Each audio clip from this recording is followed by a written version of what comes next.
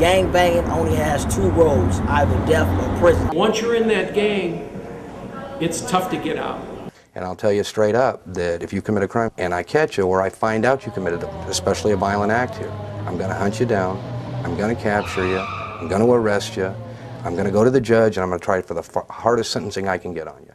I think you start knowing that it's all bullshit, but you feel stuck. I was like, man, I got to do something bigger, you know? And I went back to my childhood dream, which was movies. And I felt like it's the neighborhood all over again.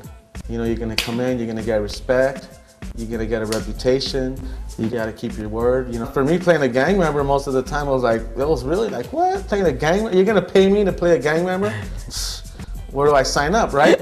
I fought all the guys, I spray painted on all the walls, sicked my pet bulls on all the enemies. I did as much as I could because I was hurting so much. When I got out of youth authority, I got tired of doing bad. And I basically just wanted to do my passion and what I felt. So now that I'm doing positive work, did the Jesus Walk video with Kanye, and that's about a gang member going to God and leaving the homies no matter what they thought of me, and pursue something positive, man. This isn't the American dream, you know what I mean? That's not that. It started all back in Detroit, you know, growing up poor. You know, so I used to steal out my mama's purse, you know. My cousin started letting me hold his stuff, his drugs, and so I was holding it. And then some cats came to the gate and it was like, and my cousins told me about it, and I said, okay, I got one, and I sold one. Jail was the place for me. So when I got out, I wanted to change. I said, you know what? I'm finna come up with Tommy the hip hop dance account. Used to just go through all the neighborhoods, jump out, blast the loud music. I flipped it and said, okay, well, let me use some of my old traits. I was kind of like the tomboy.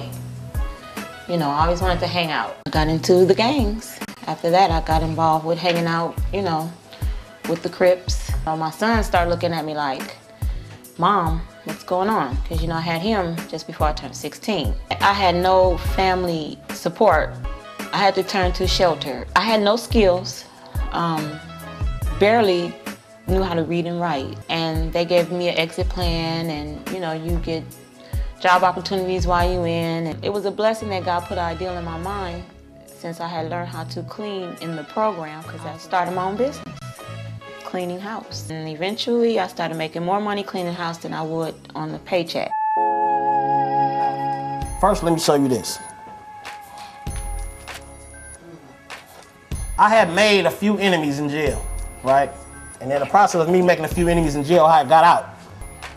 I really told myself, I asked myself, what now? I reached the highest level of gang violence. I'm about to die for the neighborhood. And when I got there, it wasn't nothing there. Guns, drugs, and many colors be flying in the city of LA where the homies be